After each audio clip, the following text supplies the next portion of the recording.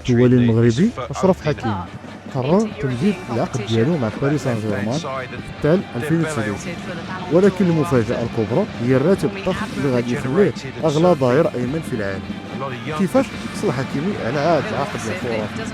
شنو كاين وراء الكواليس؟ ولا هذا القرار يعني نهاية حلم عودته لريال مدريد؟ خليكم معايا حتى النهاية باش تعرفوا كل التفاصيل الخفية والكواليس اللي ما عمركم سمعتوها من قبل بعد شارات البداية.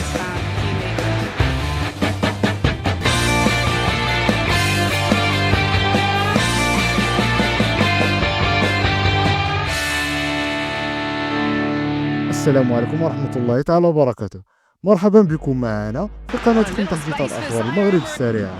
اليوم عندي لكم خبر من الغيار الدقيق لعشاق كرة القدم والشق الدولي المغربي أشرف حكيمي جدد رسميا العقد ديالو مع نادي باريس سان جيرمان حتى 2030 براتب قياسي كيخليه أغلى ظهير أيمن في العالم. حكيمي يواصل المشوار مع باريس سان جيرمان منذ التحاقه بالفريق الفرنسي سنة 2021 قادما من انتر ميلان الايطالي. حكيمي فرض راسو كواحد من افضل الاظهره في العالم، ورغم الاشاعات اللي كانوا كتردد بالانتقال لانديه اوروبيه كبرى بحال ريال مدريد ومانشستر سيتي، قرر يمدد العقد ديالو مع باريس سان جيرمان ويكمل المشوار معاهم حتى 2023. هذا القرار كيأكد الثقه الكبيره اللي عند اداره النادي في اللاعب، خصوصا بعد المستويات القويه اللي قدمها سواء مع الفريق الفرنسي او مع المنتخب المغربي اللي وصل معاه لنصف نهائي كاس العالم قطر 2022. راتب خيالي لحكيمي الاعلى في العالم بمركزه. العقد الجديد ديال حكيمي مشى بعيد ماشي غير في المده ولكن حتى في الاجر ديالو، كان كيتقاضى 10 الملايين يورو صافيه في الموسم، دابا غادي يوصل ل 14 مليون يورو سنويا، يعني ما مجموعه 120 مليون يورو خلال مده العقد.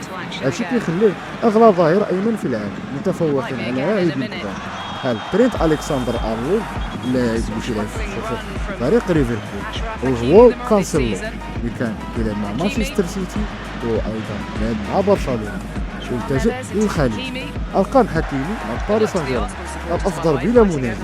الاداء ديال حكيمي خلال السنوات اللي فاتت كان خرافي، لعب 147 مباراه مع باريس سان جيرمان سجل فيها 17 هدفا كظهير ايمن وقدم 27 تمريره حاسمه.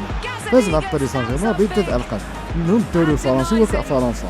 إدارة باريس سان جيرمان وصفته بكونه مرجع عالمي في مركزه، وهذا دليل للمكانة الكبيرة اللي وصل لها. تصريح ناري من حكيمي بعد التجديد. بعد إعلان جديد حكيمي خرج بتصريح رسمي قال فيه: سعيد بزاف بمواصلة المشوار ديالي مع باريس سان جيرمان، كنشكر الرئيس المدير الرياضي والمدرب اللي ساهموا في هذا القرار، وأضاف: أنا عندي البيئة المثالية باش نطور راسي ونزيد نحقق الإنجازات.